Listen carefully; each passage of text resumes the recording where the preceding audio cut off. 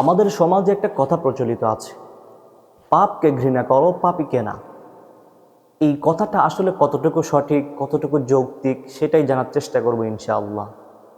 এই যে একটা কথা, এই কথাকে ব্যবহার করে কিছু মানুষ কাফের, মুশরিক, বেঈমান, মুরতাদ, নাস্তিক এবং মুসলমানদের ভিতরে কোনো পার্থক্য করতে চায় না।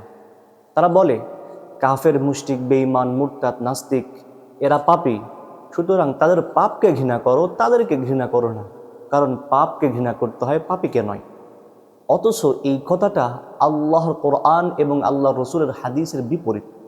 কারণ আল্লাহ পাক রব্বুল আলামিন কোরআনের ভিতরে সুস্পষ্টভাবে বলেছেন সূরা মুমতাহিনার 4 নম্বর আয়াতে যে কাফের এবং মুসলমানদের ভিতরে চিরকালের জন্য শত্রুতার সূচনা হয়েছে, কিয়ামত পর্যন্ত এই শত্রুতা কখনো ঘুচবে না।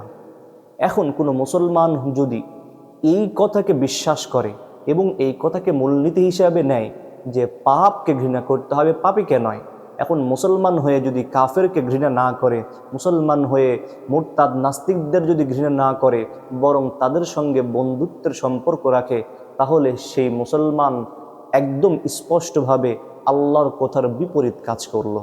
এরপর আল্লাহ রসুল সাল্লাল্লাহু আলাইহি ওয়াসাল্লাম আবু দাউদ শরীফের 4681 নম্বর হাদিসের ভিতরে বলেছেন, মান আহাব্বা লিল্লাহ ওয়া আবগাদা লিল্লাহ ওয়া আতা লিল্লাহ ওয়া মানা লিল্লাহ ফাকাদ ইসতাকমালাল ঈমান।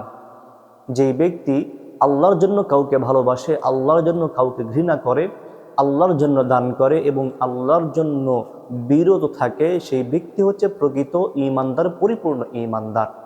এখন কোনো ব্যক্তি যদি এই কথার উপর ভিত্তি করে যে পাপকে ঘৃণা করতে হয়, পাপীকে না, এই কথার উপর ভিত্তি করে যদি কোনো কাফের, বেঈমান, মুশরিকদেরকে যদি ঘৃণা না করে, তাদের সঙ্গে শত্রুতা না রাখে, তাহলে সেই ব্যক্তি স্পষ্টতই আল্লাহ এবং আল্লাহর রসুলের বিপরীত অবস্থান নিল।